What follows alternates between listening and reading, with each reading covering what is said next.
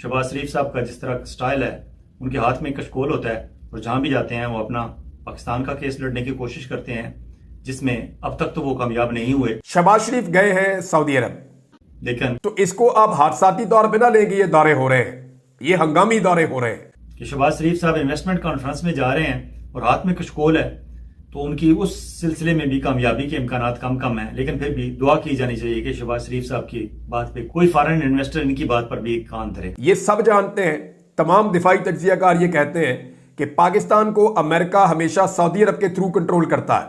तो वजीर आजम पहुंच गया सऊदी अरब और वजीर आजम का बड़ा भाई जो साबिक वजीर आजम है वो पहुंच गया अमेरिका, और वो मोहम्मद बिन सलमान के जो करीबी लोग हैं उनको कायल करेंगे इस बात पे कि आप मोहम्मद बिन सलमान के साथ कुछ थोड़ा सा ऐसा माहौल बनाएं, क्योंकि मोहम्मद बिन सलमान डोनाल्ड ट्रंप के बहुत करीब है। दूसरी तरफ 38 पाकिस्तानी ऐसे हैं जिन्हें आइंदा 2-4 हफ्तों के दौरान उन्हें फांसी की सजा सुनाई जा चुकी है और उनके सर कलम किए जाने का इम्कान है।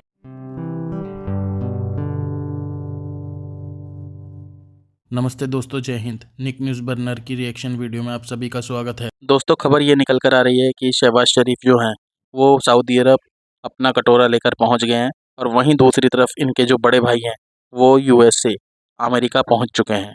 मतलब दोनों भाई पाकिस्तान से फरार हो चुके हैं। पाकिस्तान का पीएम शहबाज शरीफ सऊदी अरब पहुंचने से पहले ही इनको बहुत बड़ा झटका लगा। दोस्तों, 38 पाकिस्तानियों को सर तन से जुदा का ऑर्डर दे दिया है सऊदी अरब की सरकार ने। वैसे तो 12,000 कैदी बंद हैं पाकिस्तानी, लेकिन 38 लोगों को सजाए मौत दी जा रही है। दोस्तों, पाकिस्तान की जो हालत है उस हालत को देखते हुए यहाँ पर कोई इन्वेस्टमेंट तो आएगी नहीं। आए दिन बमबारी होती रहती है, कोई सेफ्टी नहीं है पाकिस्तान में। अभी एक पीछे मॉल खुला था, उस मॉल को भी पाकिस्तानियों ने बहुत बुरी तरह से लूट लिया है और तोड़फोड़ मचा दी है। तो दोस्तों, कोई इन्वेस्टमेंट इस तरह की चीज़ें देखकर तो आएगी नहीं यहाँ पर। और दोस्तों, पाकिस्तान को कहीं से इन्वेस्टमेंट तो मिलेगी नहीं, कुछ बेचना ही पड़ेगा। अब ये सोच रहे हैं कि कुछ बेच दें तो मिल जाए, तो यहाँ पर कोई खरीदने वाला भी नहीं है।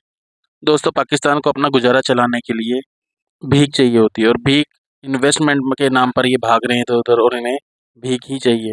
1 बिलियन, 2 बिलियन, 5 मिलियन, कुछ भी मिल जाए पाकिस्तान के लिए तो मुनाफा ही है। दोस्तों, लेटेस्ट वीडियो के लिए हमारे चैनल को सब्सक्राइब करें। तो चलते हैं आगे की वीडियो की तरफ और देखते हैं पाकिस्तानी रिएक्शन। धन्यवाद।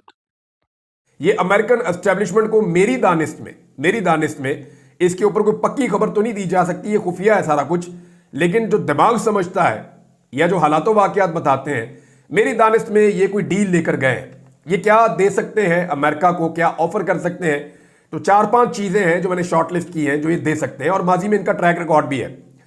नंबर 1, ये ईरान पर अमेरिकी हमले की सूरत में या इसराइली हमले की सूरत में ये ईरान का साथ नहीं देंगे, बल्कि ये अमेरिका की साइड पे खड़े होंगे। नंबर 1 तो ये ऑफर किया जा सकता है। नंबर 2, इसराइल की खामोश हमायत पाकिस्तान जारी रखेगा। जैसा कि आप देख रहे हैं कि जो भी इसराइल के खिलाफ एहतजाज करने के लिए पाकिस्तान में निकलता है, उसके ऊपर पाकिस्तान में अटैक कर दिया जाता है, लोगों को गिरफ्तार किया जाता है। इसराइल का झंडा जो है फलस्तीन का उठाने की पाकिस्तान में इजाजत नहीं है, और इसराइल के खिलाफ आप एहतजाज करें तो आपको दहशतगर्दी के मुकदमे में गिरफ्तार किया जाता है। फलस्तीनियों के हक में अगर आप निकले तो भी आपको गिरफ्तार किया जाता है। तो एक ये बहुत सारे विजुअल्स इनके पास मौजूद हैं जिससे ये बताएंगे कि इसराइल के लिए हम गुंजाइश पैदा कर सकते हैं, और ये बहुत बड़ी ख्वाहिश है अमेरिका की और इसराइल की कि किसी तरह पाकिस्तान हमारे लिए गुंजाइश पैदा करे। तीसरा, चीन से दूरी, और ये इस सिलसिले का तो आगाज हो चुका है। आप सब अच्छी तरह जानते हैं, बाकायदा इस पर रिपोर्ट्स आ चुकी है कि आइंदा कितने सालों में पाकिस्तान कौन कौन सी चीजें चीन की बंद कर देगा और कहां से पाकिस्तान चीन से अपने आप को पीछे हटा लेगा। ये बाकायदा रिपोर्ट्स आ चुकी है, मुझे कुछ कहने की और बताने की जरूरत नहीं है।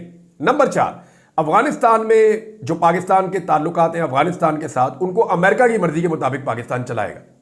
यानी आप ये देखें कि अभी पाकिस्तान में शंघाई ताउन तंजीम का इजलास हुआ, तो पाकिस्तान ने इंडिया के बारे में कोई नेगेटिव बात नहीं बोली, बहुत पॉजिटिव बोला, इंडिया के बारे में बहुत अच्छी बातें की। नवाज शरीफ ने कहा कि मैं चाहता हूं कि मोदी साहब पाकिस्तान तशरीफ लाएं। नवाज शरीफ ने कहा कि मैं चाहता हूं कि इंडिया और पाकिस्तान तिजारत करें, हम सस्ती बिजली, चाहे पाकिस्तान में हम महंगी बनाएंगे लेकिन इंडिया को हम सस्ती बिजली बेचेंगे, क्योंकि इंडिया की तरक्की हमें बहुत अजीज है। तो नवाज शरीफ साहब ने यह सब कुछ बताया कि जनाब इंडिया के हम करीब जा रहे हैं, जबकि सेम टाइम में अफगानिस्तान के ऊपर पाकिस्तान ने उंगलियां भी उठाई और अफगानिस्तान के ऊपर पाकिस्तान ने इल्जामात भी लगाए। ये पाकिस्तान के वजीर आजम ने किया। तो इससे पाकिस्तान ये बता रहा है कि जनाब अमेरिका की पॉलिसी चलेगी अफगानिस्तान के और इंडिया के मामले में।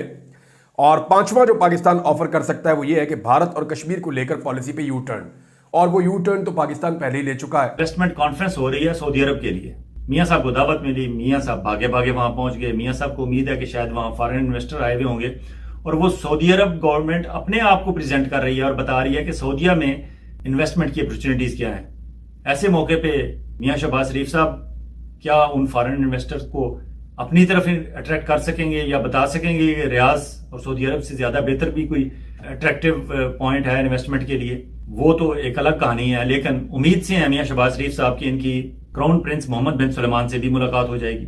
और मोहम्मद बिन सुलेमान से जब वो मिलने जा रहे हैं, इस वक्त सबसे बड़ा बर्निंग इशू बना हुआ है पाकिस्तानी जो वहां कैद हैं। इस वक्त इतलात हैं कि 12,000 पाकिस्तानी इस वक्त सऊदी अरब की जेलों में कैद हैं, जिनमें से 4,000 लोगों के जो आईडीज हैं वो ब्लॉक कर दी गई हैं। और इन 4,000 में से 3500 को शायद आने वाले दिनों में डिपोर्ट कर दिया जाएगा। उससे पहले उनके सफरी जो ट्रैवल डॉक्यूमेंट्स हैं वो बनाए जा रहे हैं, और सिर्फ वन टाइम ट्रैवल डॉक्यूमेंट्स के जरिए उन्हें वहां से निकाल दिया जाएगा। लेकिन उनके छोटे छोटे जुर्माने हैं, उनके छोटे छोटे कसूर हैं, गुनाह हैं, गलतियां हैं, जो भी उन्होंने की हैं, उनकी पेमेंट गवर्नमेंट ऑफ पाकिस्तान को देनी पड़ेगी और उन लोगों को छुड़वा के पाकिस्तान लाना पड़ेगा। अब इसमें मियां शहबाज शरीफ साहब कहां तक कामयाब होते हैं, लेकिन वो प्रोसेस जारी है। और खुददारी की अगर बात की जाए तो मैं आज यहाँ एग्जाम्पल देना चाहूंगा आपको इंडोनेशिया की, कि ताज़ा तरीन खबर इंडोनेशिया से ये आई है कि इंडोनेशियन गवर्नमेंट ने एप्पल जो आईफोन बनाती है और दुनिया की शायद one of the richest companies में से है, उन पर आईफोन 16 की सेल पर इंडोनेशिया में पाबंदी लगा दी है गवर्नमेंट ने। अब आप वजह पूछेंगे कि ये कैसे हो सकता है कि आईफोन 16 लेटेस्ट मॉडल पूरी दुनिया में हाल ही में इंट्रोड्यूस कराया गया है और पूरी दुनिया में धड़ाधड़ बिक रहा है।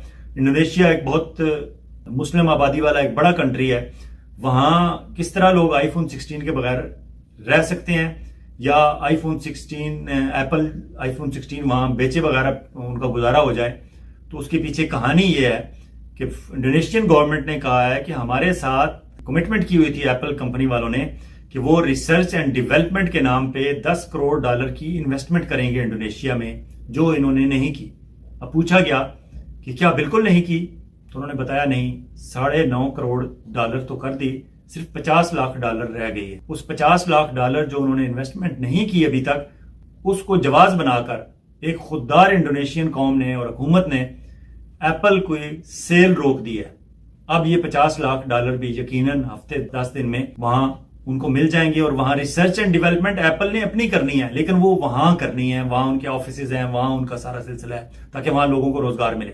ये उन्होंने इंतजाम किए हुए हैं। हमारे यहाँ कोई पूछने वाला ही नहीं, जहां से मर्जी है कोई पकड़ ले, जहां से मर्जी है ले जाए, और जहां मर्जी है बेचता रहे। अगर आप इतनी बड़ी कंज्यूमर मार्केट है जिस तरह इंडोनेशिया है, पाकिस्तान भी एक बड़ी कंज्यूमर मार्केट है, और पाकिस्तान में लोगों की बाइंग पावर भी इतनी है कि आप बड़ी से बड़ी कंपनी को भी काम करने से रोक सकते हैं अगर आप इस तरह का कुछ मंसूबा बनाएं। लेकिन हमारे यहाँ ऐसा कुछ है ही नहीं। दोस्तों, अगर आपको हमारी वीडियो पसंद आई है तो प्लीज़ लाइक ज़रूर करें और साथ में शेयर करना ना भूलें। और साथ ही दोस्तों, ऐसी ही लेटेस्ट वीडियो देखने के लिए हमारे चैनल को सब्सक्राइब करें, साथ ही बेल का आइकन जरूर दबाएं ताकि सबसे पहले आपको हमारी वीडियो की नोटिफिकेशन मिल सके। धन्यवाद।